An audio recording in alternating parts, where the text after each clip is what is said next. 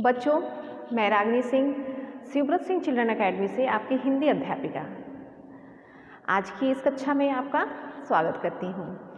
आज की इस कक्षा में हम पढ़ेंगे व्याकरण की पुस्तक से पाठ 12 जिसका शीर्षक है अव्यय। तो सबसे पहले हम जानेंगे अव्यय के बारे में। अव्यय जिसका शाब्दिक अर्थ होता है जो व्यय न हो। इसके पहले बच्चों हमने पढ़ा संज्ञा, सर्वनाम, विशेषण जिसमें लिंग, वचन तथा कारक के कारण परिवर्तन आ जाते हैं। अव्यय को अविकारी शब्द भी कहते हैं। अविकारी का अर्थ होता है जिसमें विकार न हो, जिसमें परिवर्तन न हो।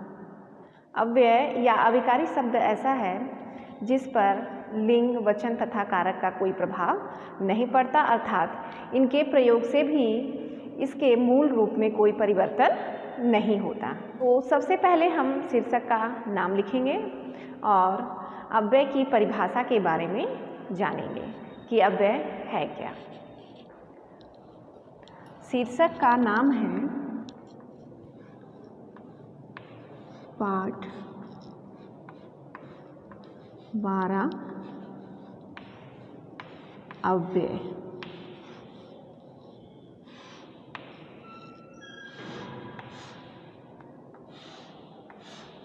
सबसे पहले हम देखेंगे अव्यय की परिभाषा।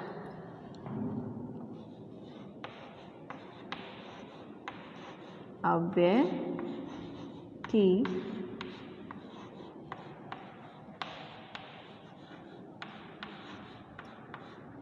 परिभाषा।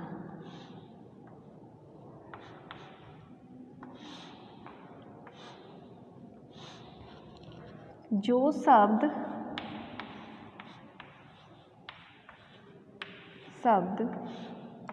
हर परिस्थिति में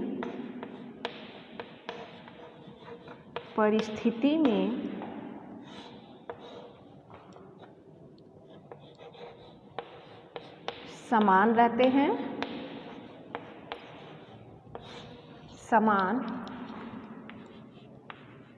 रहते हैं,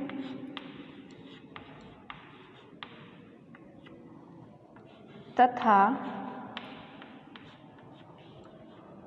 जिसका रूप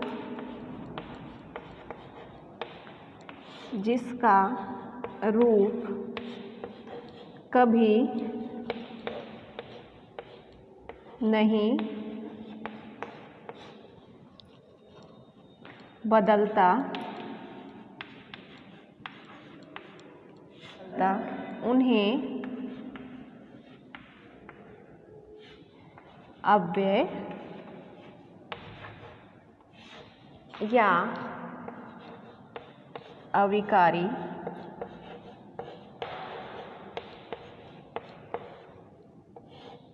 अविकारी शब्द कहते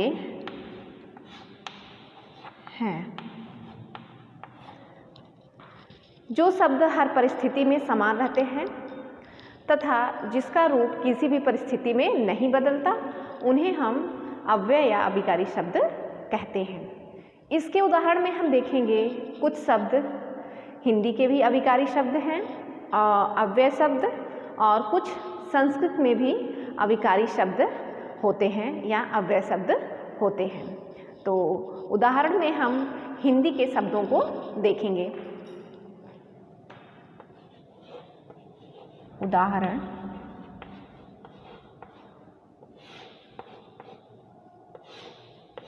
उदाहरण किंतु, परंतु, बल्कि, तथा, इसलिए,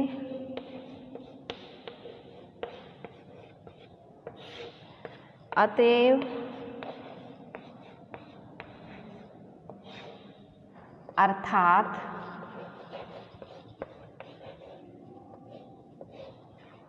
चूंकि,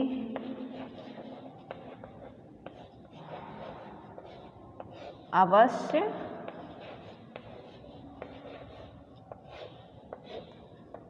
आदि। ये हैं हिंदी के कुछ अविकारी शब्द जिनका प्रयोग हम किसी भी परिस्थिति में करें, इनका रूप नहीं बदलता।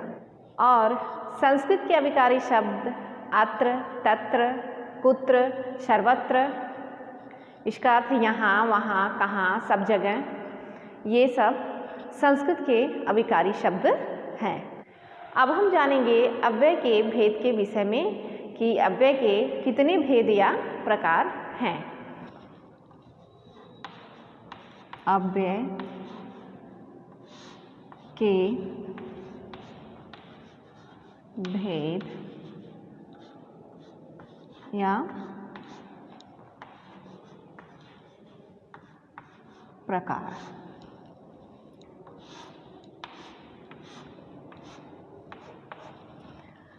अव्यय के 5 प्रकार हैं। पहला क्रिया विशेषण अव्यय, दूसरा संबंध बोधक अव्यय, तीसरा विस्मयादि बोधक अव्यय, चौथा समुच्चय बोधक अव्यय, पांचवा निपात। पहले हम यहाँ पांचों भेदों के नाम लिखेंगे, उसके बाद हम उनके विषय में जानेंगे। पहला क्रिया विशेषण,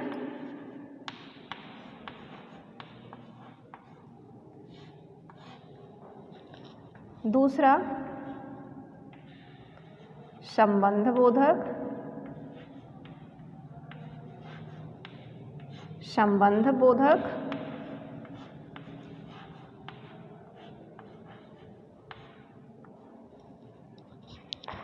तीसरा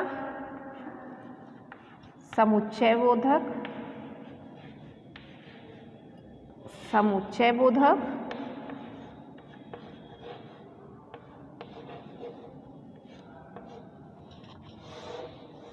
चौथा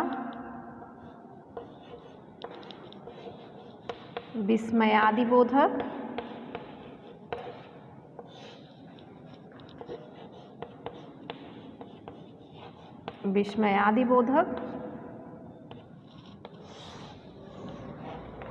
पांचवा है निपात।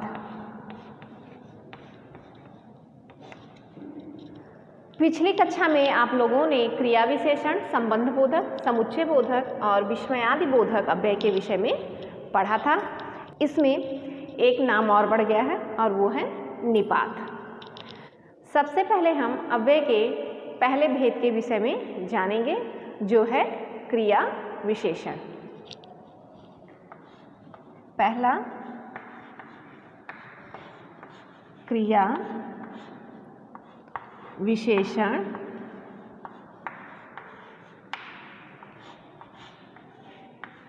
अव्यय।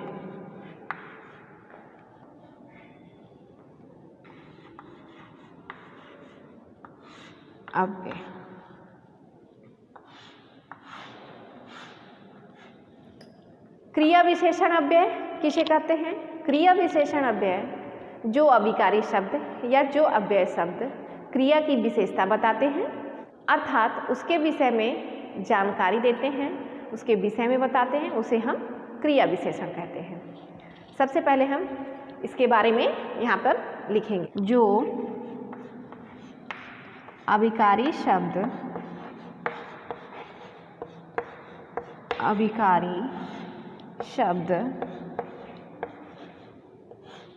क्रिया की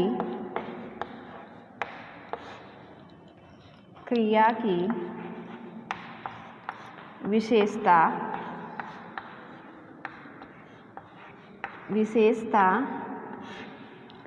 बताते हैं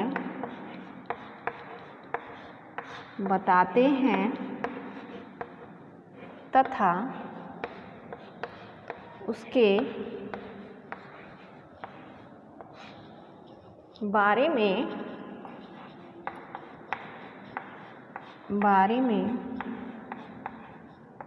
जानकारी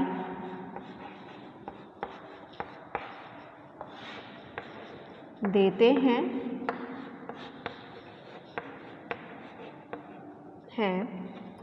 उन्हें क्रिया विशेषण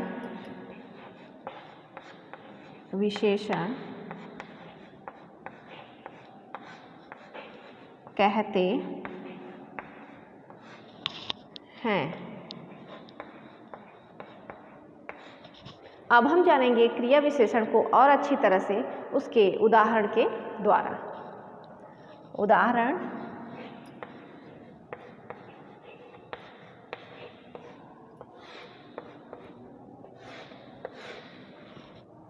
आज वर्षा बहुत हुई। कछुआ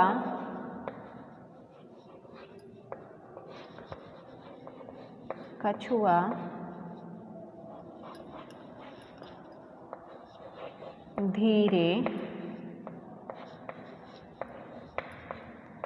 धीरे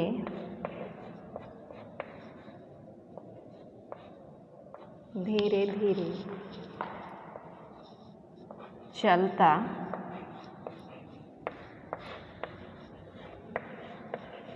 है। उदाहरण में हमने 2 वाक्य लिया।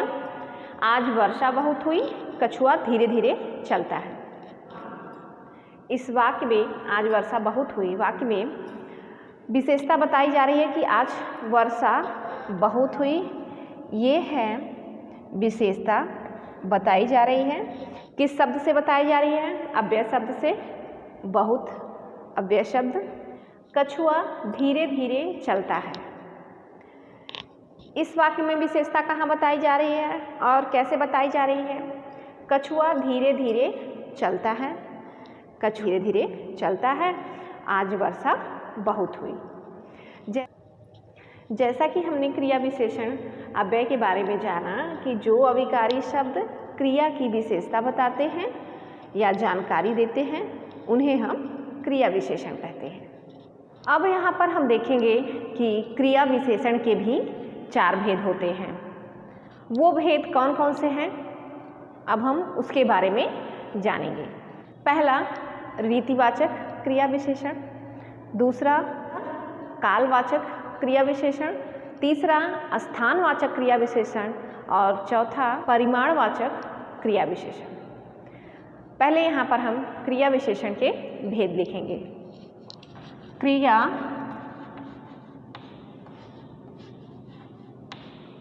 विशेषण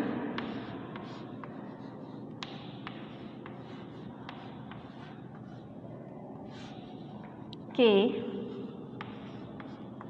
भेद।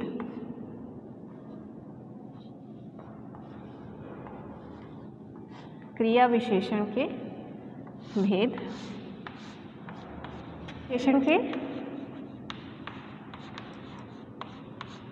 क्रिया विशेषण के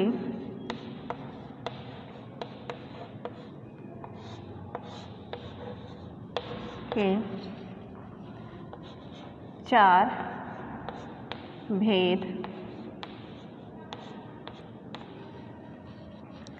होते हैं। पहला रीतिवाचक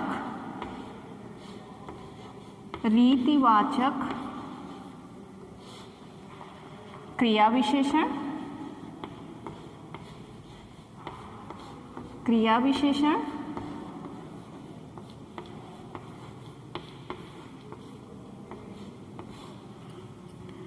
कालवाचक क्रिया विशेषण। कालवाचक क्रिया विशेषण।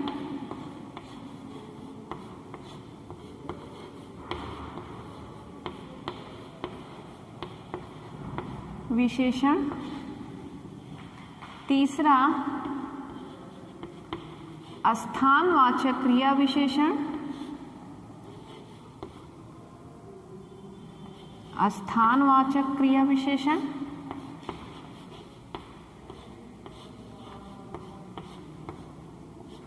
क्रिया विशेषण।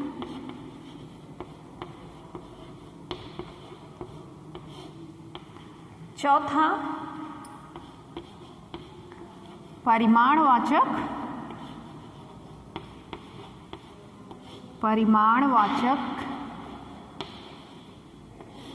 क्रिया विशेषण,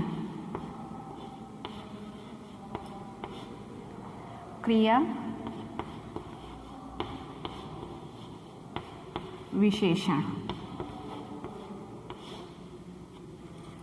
क्रिया विशेषण के भेद में हम पहले भेद को जानेंगे, जो है रीतिवाचक क्रिया विशेषण।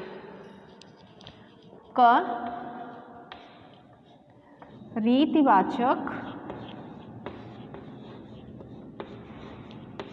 रीतिवाचक क्रिया विशेषण।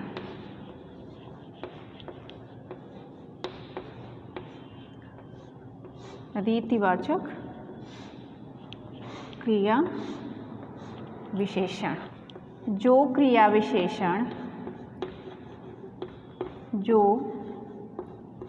क्रिया विशेषण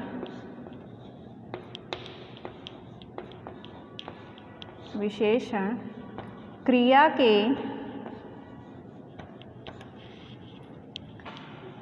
के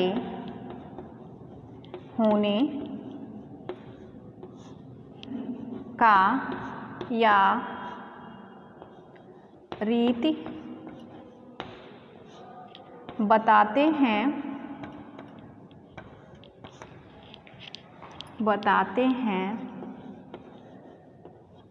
उन्हें रीतिवाचक क्रिया विशेषण कहते हैं। क्रिया विशेषण कहते हैं। इसको हम और अच्छी तरह से समझेंगे इसके उदाहरण के द्वारा। उदाहरण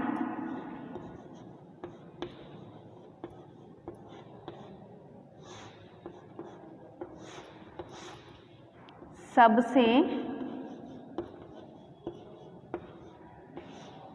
मीठा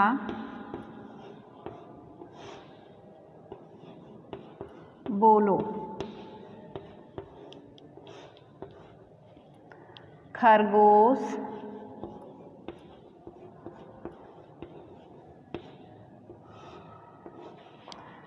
तेज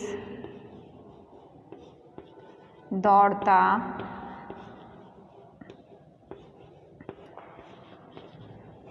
है। रिया ध्यानपूर्वक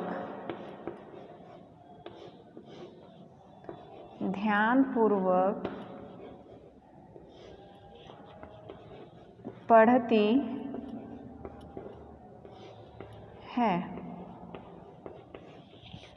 उदाहरण के इन वाक्यों में हमें पता चल रहा है कि काम कैसे हो रहा है। सबसे मीठा बोलो, सबसे कैसे बोलो? मीठा बोलो। खरगोश तेज दौड़ता है, खरगोश कैसे दौड़ता है? तेज दौड़ता है। रिया ध्यानपूर्वक पढ़ती है, रिया कैसे पढ़ती है? ध्यानपूर्वक। उदाहरण के इन शब्दों से हमको पता चल रहा है, जैसे मीठा, तेज, ध्यानपूर्वक, तो इन शब्दों से हमको पता चल रहा है कार्य के रीति का, काम के रीति का या काम के होने के ढंग का पता चल रहा है, इसलिए ये रीतिवाचक क्रिया विशेषण है। रीतिवाचक क्रिया विशेषण को पहचानने का सबसे आसान तरीका है कि वाक्य में प्रश्न किया जाता है और वह प्रश्न होता है कैसे का। अगर कैसे का प्रश्न किया जाता है तो वह वाक्य रीतिवाचक क्रिया विशेषण होता है। इस तरह हमने जाना रीतिवाचक क्रिया विशेषण के बारे में। क्रिया विशेषण का दूसरा भेद है कालवाचक क्रिया विशेषण। कालवाचक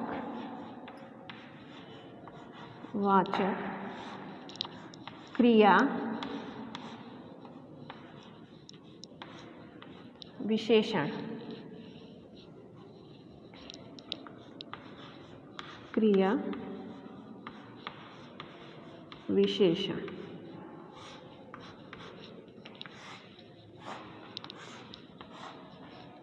जो शब्द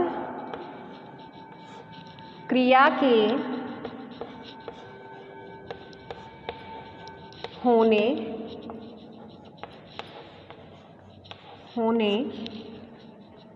का समय बताते हैं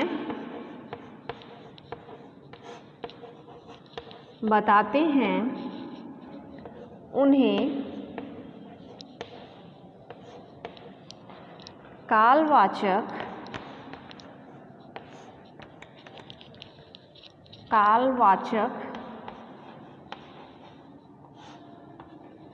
क्रिया विशेषण कहते हैं। क्रिया विशेषण कहते हैं। अब हम देखेंगे इसका उदाहरण।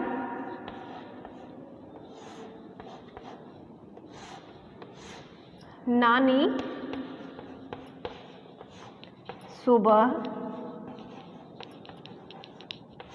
आएंगी।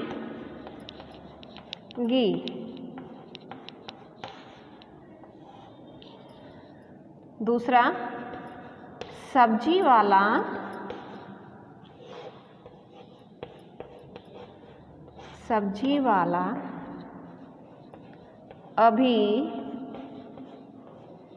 अभी गया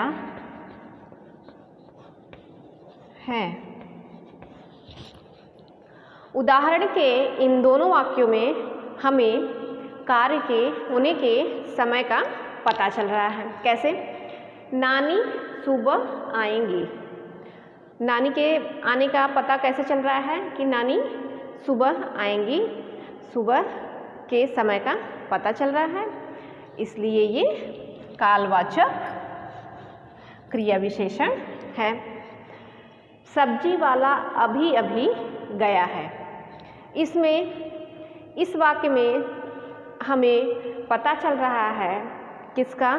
समय का, कि सब्जी वाला कब गया है? सब्जी वाला अभी गया है। ये समय का पता चल रहा है कि सब्जी वाला अभी गया है। अब हम जानेंगे क्रिया विशेषण के तीसरे भेद के बारे में। ग है तीसरा स्थानवाचक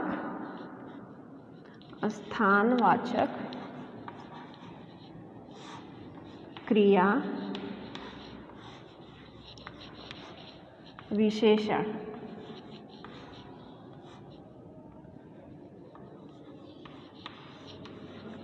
क्रिया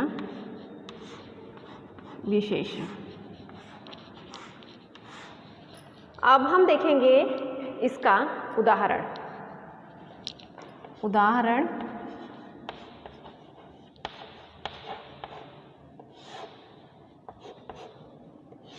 उदाहरण का पहला वाक्य हम लेंगे। विशाल अंदर सो रहा है। दूसरा, गाय पेड़ के नीचे बैठी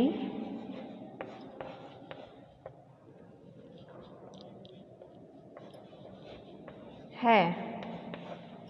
उदाहरण के इन वाक्यों में क्रिया के होने के स्थान का पता चल रहा है। कैसे? जैसे विशाल अंदर सो रहा है। विशाल कहाँ सो रहा है, किस स्थान पे सो रहा है? विशाल अंदर सो रहा है।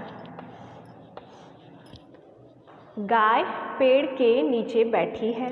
गाय कहाँ बैठी है, किस स्थान पे बैठी है? पेड़ के नीचे। ये हो गया स्थान, पता चल रहा है कि गाय पेड़ के नीचे बैठी है।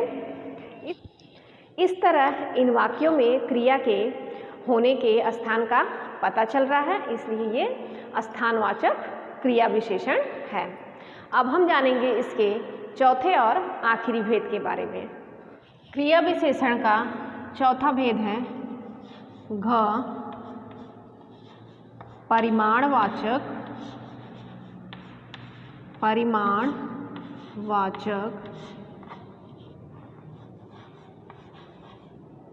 परिमाणवाचक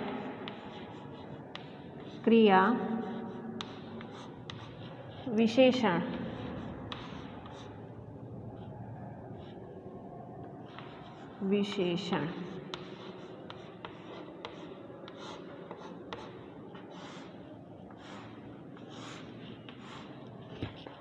जो शब्द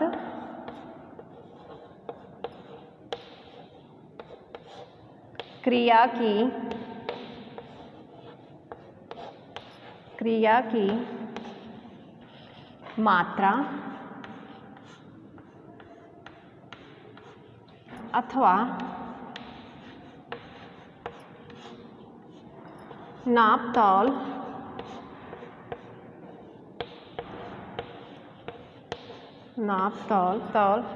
के बारे में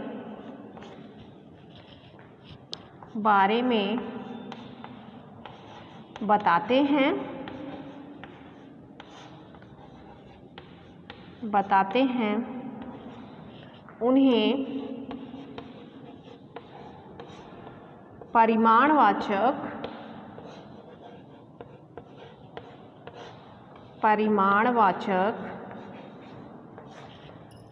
क्रिया विशेषण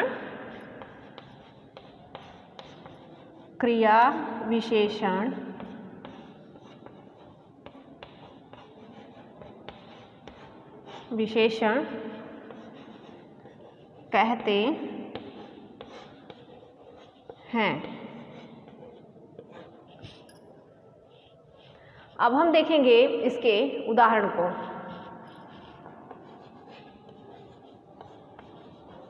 उदाहरण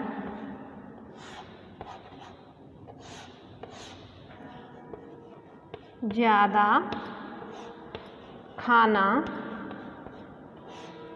अच्छा होता।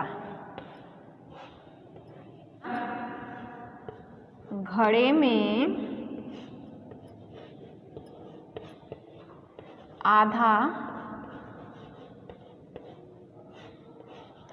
पानी